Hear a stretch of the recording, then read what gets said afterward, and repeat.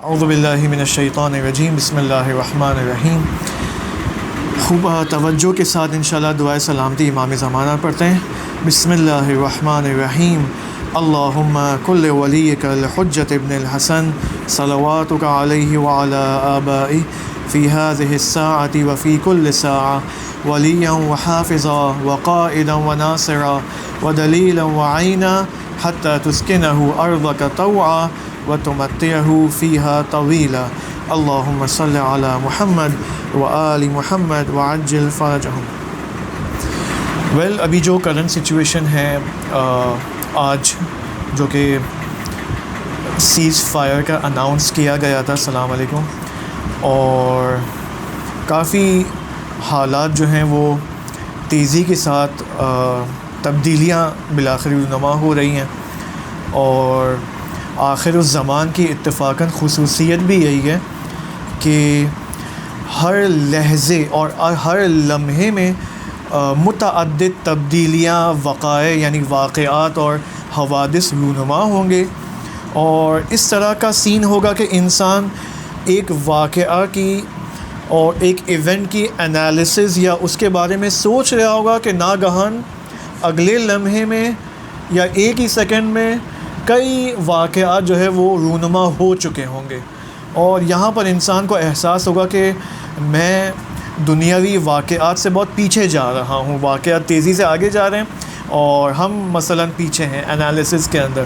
لہٰذا یہاں پر جو سب سے اہم ترین چیز جو درکار ہے، جس کو امام علی علیہ السلام فرماتے ہیں وَلَا يَحْمِلُ هَذَا الْعَلَمَ إِلَّا أَهْلَ الْعِلْمِ وَالْبَصَرِ، اس علم کو اور پرچم کو کوئی نہیں اٹھا سکتا مگر یہ کہ وہ اہل علم ہو یا اہل بصیرت ہو۔ اہل علم یعنی اہل علم و اہل بصیرت، یہ دو خصوصیت بہت ضروری ہیں اپنے زمانے کو پہچاننے کے لیے اور اپنے زمانے کے اندر حوادث کے ساتھ ساتھ چلنے کے لیے۔ نہ فقط حوادث سے ساتھ ساتھ چلنے کے لیے بلکہ اہل بصیرت کی کوالٹی یہ ہوتی ہے کہ وہ حوادث سے آگے ہوتے ہیں، حوادث سے آگے ہوتے ہیں، اور ان کو معلوم ہوتا ہے کہ کیا حوادث پیش آنے والے ہیں، اور پہلے سے ان کے پاس سینیریو سلیوشنز ان حوادث کے لیے آلریڈی ریٹن فارمیٹ میں موجود ہوتے ہیں۔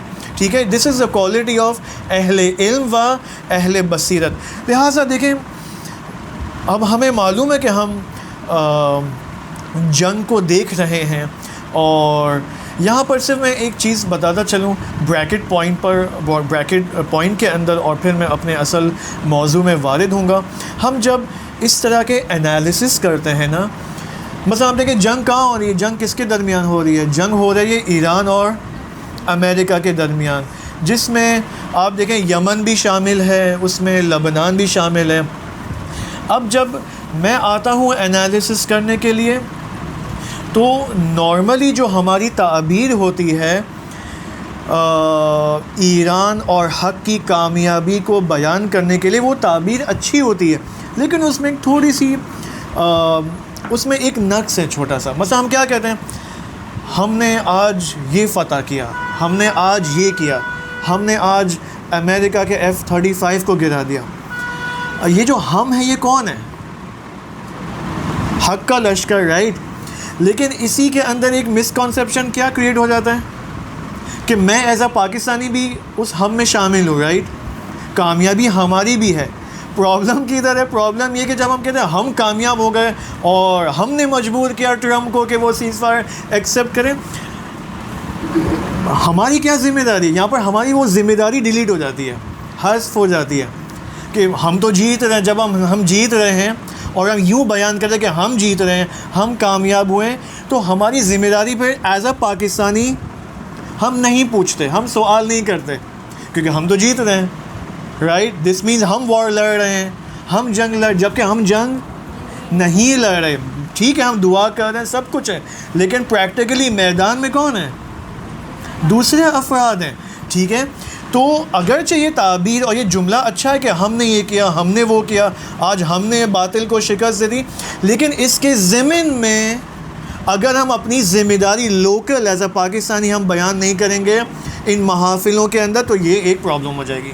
پھر ہم اس جہل مرکب کا شکار ہو جائیں گے کہ ہم تو کچھ کر رہے ہیں اس کا مطلب رائٹ. تو یہ ایک مس کانسیپشن اس کو کلیئر کرنا ضروری تھا کہ we need to see what our responsibility is, اور اس رسپانسبلٹی کے مطابق ہمیں کچھ اعمال کو اور کچھ چیزوں کو انجام دینا چاہیے. دیکھیں جنگ کے مختلف ڈائمنشنز ہیں. ایک ڈائمنشن کیا ہے, ایک اس کا فزیکل ڈائمنشن ہے, ملٹری ڈائمنشن ہے رائٹ. اب ایک اور ڈائمنشن کیا ہے جنگ کا, ایک اور ڈائمنشن خصوصاً آخر الزمان کو, اینڈ آف دا ٹائمز کو دیکھتے ہوئے یہ ڈائمنشن انتہائی مہم ڈائمنشن ہے. وہ ہے جنگ کا شناختی اور کوگنیٹیو ڈائمنشن, یعنی جنگ کا وہ حصہ جو انسان کے دل اور دماغ سے اس کا تعلق ہے. یہ اہم ترین ڈائمنشن ہے, اور آخر الزمان میں اس کی اہمیت بہت زیادہ بڑھ جاتی ہے, کیونکہ آخر الزمان میں فرض کریں, ایک میں مثال دیتا ہوں, فرض کریں آج ہی اسرائیل نابود ہو جائے, فزیکلی بالکل ختم ہو جائے, تو کیا یہ کامیابی ہے یا نہیں ہے؟ ظاہراً تو کامیابی ہے, ملٹری اعتبار سے کامیابی ہے, لیکن کیا شناختی اعتبار سے, دل و دماغ کے اعتبار سے, کوگنیٹیو لحاظ سے یہ کامیابی ہے یا نہیں ہے؟ ضروری نہیں ہے. کیوں؟ کیونکہ ہو سکتا ہے اسرائیل ملٹریلی شکست کھا جائے, فلسطین واپس ان کو اپنا ملک مل جائے, ریفرینڈم ہو جائے, سب کچھ, لیکن دشمن کی جو پروپیگنڈا مشینری ہے اور تبلیغات ہیں, اس نے اس قدر کامیابی کے ساتھ کام کیا ہے کہ تمام مسلمان عوام کے ذہن میں یہ ہے کہ دیکھو ایران کی وجہ سے کتنی جانیں چلی گئی. ہو سکتا ہے اب یہ کیا ہے, یعنی یہ narrative, the war of the نریٹیوز ہے, یہ روایات کی جنگ ہے. اس کو فارسی میں کہتے ہیں جنگ روایت. ہاں, کون سا شخص اور کون سا میڈیا ایک ایونٹ کی روایت کو پہلے بیان کرے, وہ جنگ جیت جائے گا. فرض کریں آج سیز فائر کا اناؤنسمنٹ ہوا, یہ واقعہ ہم سب نے آدھی رات کو یا صبح فجر پہ دیکھا. اب ہم نے یا ہمارے ملک اور ہماری سوسائٹی کے اندر کس نے اس واقعے کی نریشن اور روایت کو پہلے بیان کیا ہے, اس کی روایت پورے ملک پر حاکم ہو جائے گی, اس کی روایت تمام موبائلز کے اندر حاکم ہو جائے گی. یعنی جو ہمارے موبائلز میں جو میسیجز آئیں گے وہ اس روایت اول کے مطابق جو تحلیل و تجزیہ ہے, انالیسز ہے, وہ ہمارے موبائلز میں ہمیں نظر آئیں گے. ٹھیک ہے, مثلا بعض لوگ ممکن ہے کہیں کہ یہ کیا, ایران نے کیوں مثلا مذاکرات کے لیے, کیا ایران کو نہیں پتہ تھا کہ 2 دفعہ مذاکرات ہو چکے ہیں اور مذاکرات کے درمیان اس کے اوپر اٹیک کیا گیا, پھر کیوں؟ قطعاً فارن منسٹر نے کوئی خیانت کی ہے, قطعاً پزشکیان صاحب نے کوئی گڑبڑ کی ہے, انہوں نے رہبر کی اطاعت, رہبر تو جنگ چاہتے تھے. بھائی آپ کو کیسے پتہ جنگ رہبر چاہتے تھے یا رہبر جنگ چاہتے تھے؟ How do you know? صحیح ہے. تو یہاں پر شکوک, شبہات, اگر صحیح انالیسس اور صحیح روایت اور نریشن آف دا ایونٹ نہ ہو تو یہاں پر شبہات. دیٹ از وائی رہبر, شہید رہبر آیت اللہ خامنہئی فرماتے ہیں جہاد تبیین. یہاں پر جو مختلف انسٹیٹیوشنز ہیں اور جو اپنے آپ کو مذہبی فعال کہتے ہیں, ان کا کام ہے کہ ہر ایونٹ کو رصد کرے اور اس کے مطابق صحیح روایت کو پیش کریں پبلک کے لیے. یہ اہم ذمہ داری ہے اوکے جنگ کے زمانے میں. لہٰذا the second dimension of our war, وہ کون سا وار ہوتا ہے آخر زمان کو دیکھتے ہوئے؟ The war of the narratives, cognitive warfare, جنگ شناختی, جس کا تعلق میرے اور آپ کے پرسیپشن سے ہے, بہت مہم ہے, ادراک سے ہے, دل و دماغ سے ہے. لہٰذا دشمن اب کیا چاہتا ہے یہاں پر؟ دشمن نے چونکہ دیکھا کہ ملٹری اعتبار سے میں شکست کھا چکا ہوں، تو اب یہاں پر ٹرمینالوجیز پر غور کریں. اب ڈپلومیسی کے میدان کے اندر دشمن چاہتا ہے کہ وکٹری کی نریشن اور روایت کو غلبہ دے. کیا مطلب؟ دیکھیں دو میدان ہیں. یہ جو ہم کہہ رہے ہیں کہ جنگ ختم نہیں ہوئی ہے، یہ ملٹری اعتبار سے صرف نہیں کہہ رہے، یعنی اب جنگ شفٹ ہو گئی ہے اگلے ڈائمنشن کے اندر. کس ڈائمنشن کے اندر؟ شناختی اینڈ کوگنیٹو ڈائمنشن کے اندر. کس میدان میں؟ ڈپلومیسی کے میدان میں. ڈپلومیسی اور جو مذاکرات ہوتے ہیں یہ بھی جنگ کا میدان ہے. میدان، یہ میدان جنگ ہے.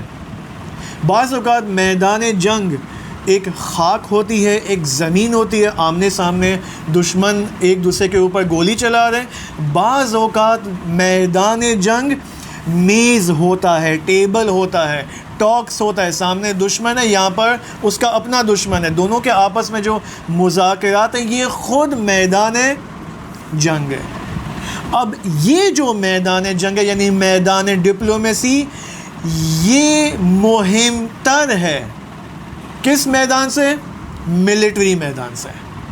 کیوں؟ ایران نے ملٹری اعتبار سے اپنی پاور دکھا دی، اور آج جو ایکسپرٹس کہتے ہیں کہ ٹاپ 10 کنٹریز میں سے چوتھے نمبر پر آج ایران کا نام ہے، تو یہ ملٹری اعتبار سے ایران نے ثابت کر دیا. لیکن اب ڈپلومیسی کے میدان میں اب ایران کو ثابت کرنا ہے کہ ڈپلومیسی کے میدان میں بھی ایران کا غلبہ ہے، دشمن شکست خوردہ ہے. کیوں ڈپلومیسی کا میدان زیادہ مشکل ہے؟ کیونکہ ڈپلومیسی کے میدان میں لغزش کا چانس بہت ہے.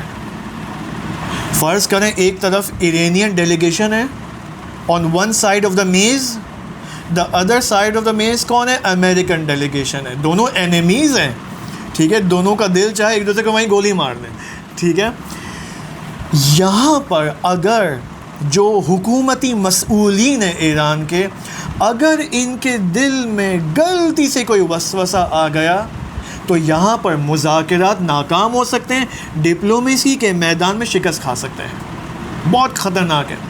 لہٰذا وہ چیز جو ڈپلومیسی کے میدان کے اندر بھی ایران کو اور حق اور حقیقت کو کامیاب کر سکتی ہے، وہ لوگوں کا، ایرانی عوام کا میدان کے اندر، خیابانوں کے اندر حاضر ہونا ہے. آج بھی یعنی ایرانی عوام کی ذمہ داری ختم نہیں ہو کہ چلو جنگ ختم ہو گئی، ملٹری اب ہم جا رہے ہیں اپنی. نو. کیوں؟ کیونکہ ابھی شناختی وار چل رہا ہے، یعنی کوگنیٹو وارفیئر چل رہا ہے، اور یہ زیادہ خطرناک ہے. یہ اگر یعنی ڈپلومیسی کے میدان میں اگر دشمن نے غلبہ دے دیا ایرانیوں کو اور دشمن کی شرائط مان لی جائیں خدا نخواستہ، تو یہ اور فیوچر کے لیے خطرناک ہے، ایران کے فیوچر کے لیے خطرناک ہے. اب آپ دیکھیں سیز فائر کس کے مطابق ہوا؟ پہلے ٹرمپ صاحب نے امریکنز نے 15 پوائنٹ ایک کانٹریکٹ بنایا تھا کہ ان 15 پوائنٹس کے مطابق ایران کو جو ہے وہ عمل کرنا ہوگا. اگر نہیں عمل کرتا تو ہم ایران کی سویلائزیشن کو ایک رات میں ختم کر دیں گے. ایران کی 6000 سال 7000 سال سویلائزیشن کو ایک رات میں ختم کر دیں گے. جبکہ شاید وہ بھول گیا ہے کہ خود امریکنز کی سویلائزیشن کی عمر جو ہے 300 سال سے زیادہ نہیں ہے، ٹھیک ہے. تو 300 سال کی سویلائزیشن کو ختم کرنا آسان ہے یا مشکل ہے؟ یا 5 یا 6000 سال کی سویلائزیشن کو، ٹھیک ہے. تو لہٰذا یہ ڈپلومیسی کا میدان اب ایران کے عوام کی ذمہ داری بہت پہلے سے زیادہ ذمہ داری یہ ہے کہ اگر روزانہ دیکھیں یہ جنگ جو ملٹری تھی کتنے دن کی ہوئی؟ 40 دن، ٹھیک ہے. یہ بھی ایک عجیب عدد ہے، 40 دن. ایک پورا 40 انہوں نے طے کیا ہے، ٹھیک ہے. یعنی 40 ہے شہادت آیت اللہ خامنہی پر یہ جو ہے سیز فائر ہوتا ہے. خیر، اب اس سیز فائر کے بعد کیوں ایرانی عوام آئیں میدان میں؟ اس کی ایک وجہ یہ ہے کہ یہ جو ڈپلومیٹس ہیں ایرانین جو میز مذاکرات پر ہیں، یہ ڈپلومیٹس، میں نے کہا نا یہ خود میدان ہے.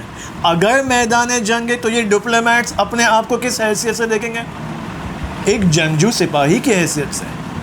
یعنی ایران کا فارن منسٹر، ایران کی جو ڈیلیگیشن ہے جو یو ایس کے ساتھ ٹاکس کے لیے آئی ہے، یہ خود اپنے آپ کو میدانی جنگجو سمجھتی ہے. ٹھیک ہے، اور یہ وہ لوگ ہیں کہ خود ایرانی فارن منسٹر، اور ظاہراً میں نے سنا ہے کہ کالیباف صاحب بھی آنے والے ہیں جمعے کو اسلام آباد مذاکرات کے لیے. یہ سب 8 سالہ جنگ میں انہوں نے بڑی بڑی مجاہدتیں کی ہیں، تو ان کو جنگ اور قتل اور شہادت سے ڈرا پاسبل ہی نہیں ان کو ڈرایا جائے. لہٰذا لوگوں کا آنا اس وقت ایران کے مختلف اسٹریٹس کے اوپر یہ ایک اہم تعین کنندہ، یعنی اگر لوگ نہ آئیں 2 مشکلات ہو سکتی ہیں. ایک تو دشمن کو یہ میسج پہنچے گا ٹھیک ہے اب تو ایرانی عوام بھی خستہ ہو چکی ہے اب یہ. سیکنڈ، دشمن نے آلریڈی ایران کے اندر انڈر گراؤنڈ ٹیررسٹ سیلز بنائے ہوئے ہیں. اگر عوام نے خیابانوں کو خالی کر دیا تو یہ جو انڈر گراؤنڈ ٹیررسٹ سیلز ہیں یہ باہر آ جائیں گے اور دوبارہ قتل و غارت کریں گے، اغتشاش کریں گے، اور یہ مسائل قتل و غارت کے پیش آ سکتے ہیں، ٹیک اوور کا خطرہ ہو سکتا ہے.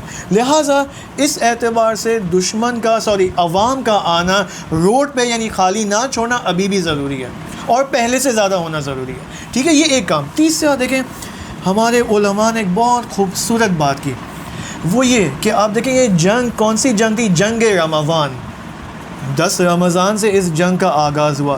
تو اس جنگ رمضان کے اندر آپ دیکھیں پہلے دن سے ہی ایرانی عوام دن اور راتوں کو خصوصاً باہر آ رہی تھی. یہاں پر اساتید نے بہت خوبصورت تعبیر فرمایا کہ عوام کا راتوں کو نکلنا قیام اللیل کے حکم میں ہے، عبادت کے حکم میں ہے، استغاثہ بے امام زمانہ کے حکم میں ہے. عوام کا نکلنا یعنی خود عوام کا روڈ پہ آنا خود استغاثہ ہے، خود ربنا کہنا ہے. اور اگر عوام کا نکلنا خود استغاثہ ہے تو اس میدان کے اندر استغاثہ کرنا کیا ہو جائے گا؟ ڈبل استغاثہ ہو جائے گا، استغاثہ در استغاثہ ہو جائے گا. صحیح ہے؟ تو یہ آپ دیکھیں خود ایک عبادت ہے جو عوام انجام دے رہی ہے. خود ہم تو کبھی کبھی مثلا سورہ فتح کی تلاوت کر لیتے ہیں، نماز استغاثہ پڑھ لیتے ہیں. ایرانی عوام 40 دن سے استغاثہ امام زمانہ میں مشغول ہے. لہٰذا جب 40 دن سے ایک فرد نہیں، ایک شہر نہیں، بلکہ پورا ملک استغاثہ امام زمانے میں مشغول ہے، تو کیا امام زمانہ تنہا چھوڑ دیں گے؟ پاسبل نہیں ہے، امپاسبل ہے. جو عوام میدان میں ہو کبھی بھی امام انہیں تنہا نہیں چھوڑتا. یہ ایک پوائنٹ جو آپ کی خدمت میں پیش کرنا ضروری تھا. اور اسی طرح ایک اور پوائنٹ جو ظاہر سی بات ہے ایرانی عوام کو تو یہ بات معلوم ہے اور ان کو یہ بات مسلسل یعنی کل سے اور ابھی تک بتائی جا رہی ہے علماء اور الگ الگ جو ایکٹیوسٹ ہیں کہ بھائی اپنا اتحاد اور یونٹی پہلے کی طرح آپ کو محفوظ رکھنا ہے. کسی قسم کا تفرقہ دشمن کو چانس دے سکتا ہے. صحیح، اس کو کہتے ہیں اتحاد مقدس، یعنی وہ مقدس اتحاد جو اپنے چھوٹے موٹے سلیقوں کی وجہ سے تفریقے کا باعث نہ بنتے ہوں. ٹھیک ہے، بہت ساری ایرانی عوام میں سے افراد ہیں جن کو پریزیڈنٹ کی اکنامیکل پالیسیز اور شاید کلچرل پالیسیز اور فارن پالیسیز پر کرٹیسزم ہو، لیکن یہ کرٹیسزم آپ اپنے کمرے کے اندر امام بارگاہ کے اندر آپ ڈسکس کریں. لیکن جب بات آتی ہے مشترک دشمن کے خلاف تو یس، یہاں پر you have to show your holy unity, اتحاد مقدس. کہ 40 دن سے انہوں نے یہ اتحاد مقدس کو نمایاں کیا ہے، انہوں نے دکھایا کر کے یہ کام، اور الحمدللہ ابھی بھی متحد ہیں. اگر آپ نیوز دیکھ رہے ہو اس وقت بھی ایرانی عوام روڈوں پر ہی ہیں، دے آر آؤٹ سائڈ. ٹھیک ہے، سحری باہر کرنا، افطاری باہر کرنا. اب آپ خود سوچیں نا، جس اندازہ لگائیں آپ کہ ایک پوری فیملی ہے، فرض کریں جس کا کوئی نوزاد ہے، 1 سال کا بچہ ہے، لیکن یہ سب باہر ہے.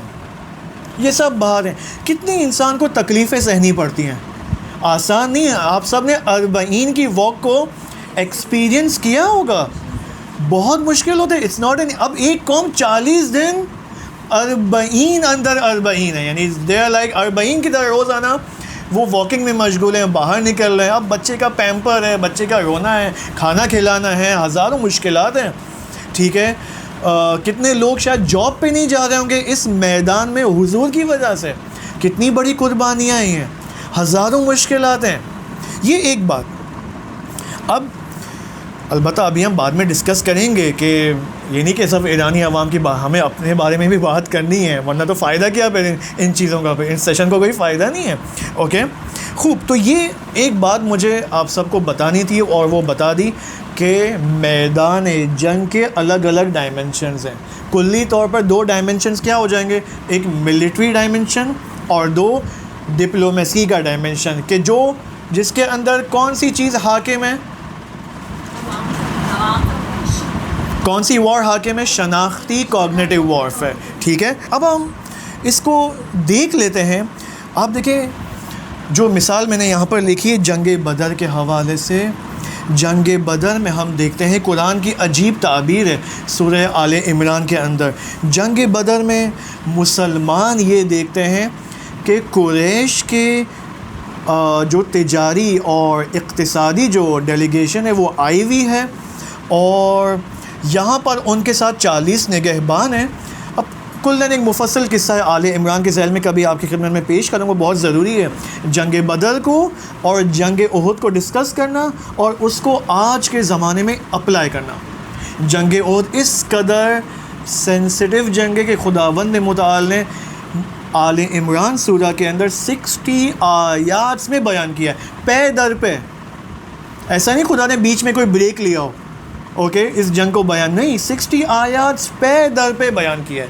لہٰذا بہت تربیتی نکات ہیں, فیملی ریلیٹڈ نکات ہیں, وار ریلیٹڈ نکات ہیں. ایک عجیب ماجرا ہے جنگ احد کا. لیکن جنگ احد سے پہلے کون سی جنگ تھی, جنگ بدر تھی, کہ 313 افراد نے دیکھا کہ یہاں پر قریش کے افراد ہیں.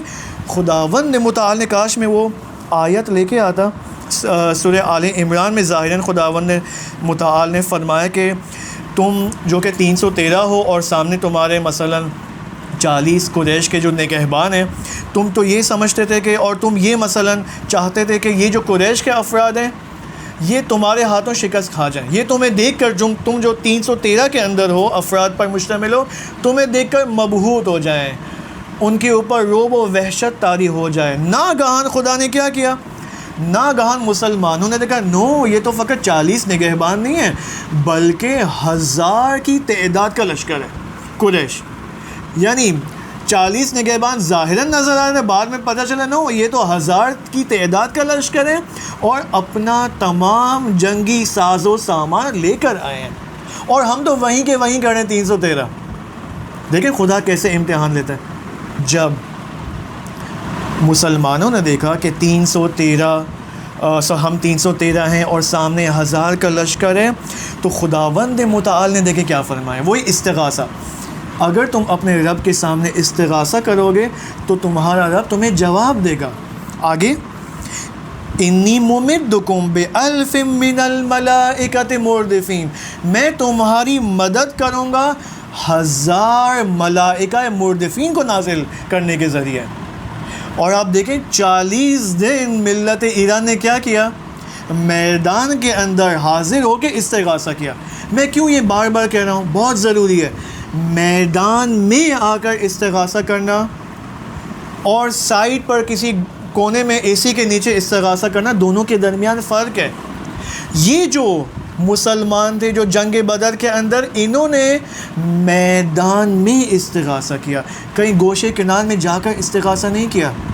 چونکہ میدان میں استغاثہ کیا, خدا نے کہا میں تمہاری مدد کروں گا اور ملائکہ مردفین تمہارے لیے نازل کروں گا. دیکھیں کس قدر زبردست آیت ہے, ایک زندہ آیت ہمیں نظر آتی ہے جنگ بدر. جی آپ کا سوال تھا, آیت نمبر میں نے لکھا نہیں, میں آپ کو سینڈ کر دوں گا. جی سوال یہ ہے کہ ابھی جو ایئر اسٹرائکس ہوئی, جتنی بھی اب تک جنگ ہوئی ہے, یہ کہتے ہیں US Israel conflict with Iran کہتے ہیں.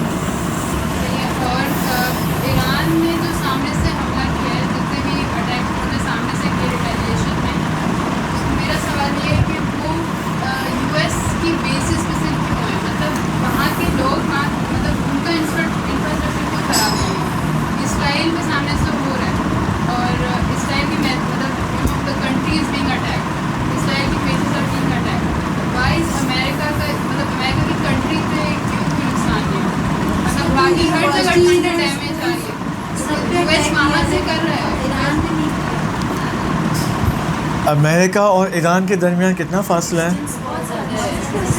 ایک منٹ دیکھیں بات یہ ہے کہ ابھی اسی 40 دن کے دوران ایران نے کسی ایک رات کے اندر آؤٹ آف مڈل ایسٹ یعنی یورپ کے ایک امریکن UK کے بیس پر حملہ کیا تھا، اور وہ جو فاصلہ تھا ایران کے ساتھ 4000 کلومیٹر کا فاصلہ تھا۔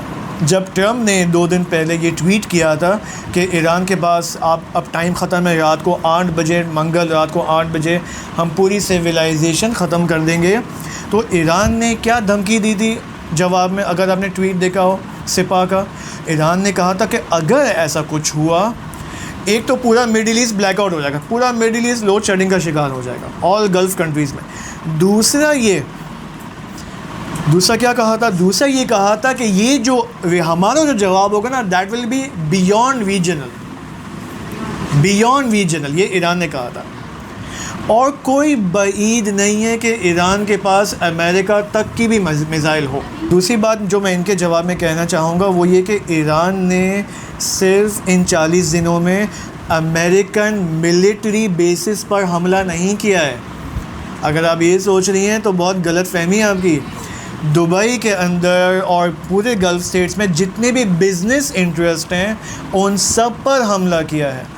دبئی کے اندر کسی اینالسٹ نے کہا تھا، کسی UAE کے ہی بندے نے کہا تھا، شاید کسی ٹاک شو پر یا پتہ نہیں میں نے کب دیکھا تھا یوٹیوب کے اوپر، اس نے کہا تھا کہ دبئی کے اندر تقریباً 280 4 اسٹار 5 اسٹار ہوٹلز موجود ہیں، جس میں سے 250 ہوٹل صرف امریکن سے ریلیٹڈ ہے، صرف امریکہ سے ریلیٹڈ ہے، ٹھیک ہے؟ پلس AI کا پورا بزنس ہب UAE کے اندر ہے۔ 3 دن پہلے ایران نے کہاں مارا تھا؟ اوریکل کے اوپر۔ اوریکل کا جو پورا ایک ڈیٹا سینٹر ہے، اب وہ کس چیز کا تھا؟ AI کا تھا یا کس چیز کا تھا؟ اس کے اوپر پورا حملہ کیا ہے۔ امیزون پہ ایک نہیں کئی دفعہ حملہ کیا ہے۔ تو یہ بزنس انٹرسٹ کے اوپر بخوبی بہت زیادہ حملہ کیا۔ ابھی آپ دیکھیں پورا دبئی اس وقت خالی ہے، اوکے؟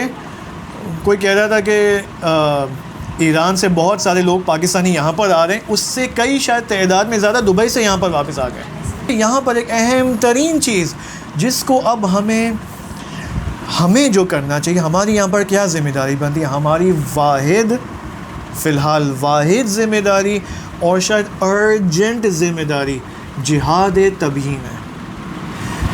کیا مطلب جہاد تبیین؟ جہاد تبیین کے اندر بھی کون سی روایت اور نریشن اس ایونٹ کی؟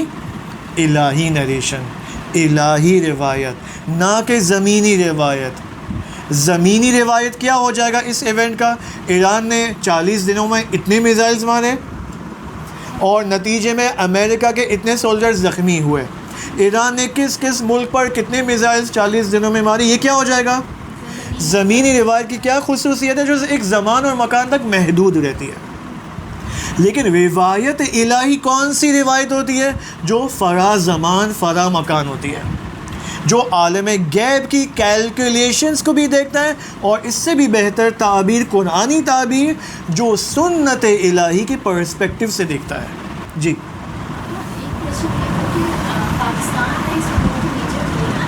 دیکھیں، پاکستان کے حوالے سے میں زیادہ فی الحال ڈیٹیل جواب میں نہیں جائیں گے، لیکن مختصر آپ کی خدمت میں پیش کروں گا کہ پاکستان نے ہمیشہ ڈیفیکلٹ ٹائمز میں ایران کا ساتھ دیا ہے، ہمیشہ۔ پاکستانی حکومت کی میں بات، پاکستانی حکومت نے متعدد دفعہ ایران کا ساتھ دیا۔ یہ میں کوئی احساساتی بات نہیں کر رہا ہوں، یہ انالیٹیکل، اور خود ایرانیوں نے خود یہ بات کہی ہے۔ آپ دیکھیں اس جنگ کے اندر بھی رشیا نے، چائنا نے انٹیلیجنس فراہم کی ہے، اوکے؟ اور بعض نیوز کے مطابق جو نارملی ہمیں انٹرنیٹ پہ نظر آتا ہے، حتیٰ محرمانہ ویپنز بھی دیے ہیں، ٹھیک ہے، کوئی خاص قسم کے۔ آپ دیکھیں ایران نے رشیا کو ان دا وار اگینسٹ یوکرین یوکرین اور رشیا کی جو وار ہے یہ چند سال پہلے شروع ہوئی تھی, 3-4 سال پہلے. اس میں ایران نے رشیا کو اپنے شاہد ڈرونز فراہم کیے تھے. اوکے, ڈرونز فراہم کیے تھے. کیا فائدہ ہوا ایران کو؟ ایران کو فائدہ یہ ہوا, ملٹری ٹیکنیکل اسپیکٹ سے میں آپ کو بات بتا رہا ہوں کہ رشیا نے ایکسپیرینس کیا ایرانین میڈ شاہد ڈرونز کو. دیکھا مثلا اس شاہد ڈرونز کے اندر یہ ٹیکنیکل مشکلات ہیں, یہ ہیں وہ ہیں, تو انہوں نے ان ریٹرن ایران کو بھی بتایا کہ دیکھو تمہارے پلین میں یہ پازیٹیو نکات ہیں, یہ نیگیٹو نکات ہیں, اس کو تم اصلاح کر لو. تو اس یعنی اگینسٹ امریکن وار سے پہلے آپ دیکھیں ایران نے شاہد ڈرونز, وہ ٹیسٹنگ میدان تھا ایران کا رشیا کے حوالے سے. تو یہاں پر اب ایران کے پاس ایک ایکسپیرینسڈ وہ موجود ہے. پاکستان جو اس وقت رول پلے کر رہا ہے نا وہ بہترین رول ہے. گورنمنٹ آف پاکستان بہترین رول پلے کر رہی ہے. ٹھیک ہے, جنگ کے اندر مذاکرات, بریک لینا, یہ پارٹ آف جنگ ہے. یہ جنگ سے ہٹنا نہیں ہے, یہ ہمارے ایک لاشعور میں ہے. اور تبھی باتیں ہوتا ہے کہ جب جنگ متوقف ہو جائے, مذاکرات ہو رہا ہے, تو دس مین دس از ناٹ جنگ, یہ بھی جنگ ہے. جنگ کے اندر پاکستان بھی پارٹ آف دا وار ہے, ایسا نہیں ہے, لیکن Pakistan is part of the soft war over hair.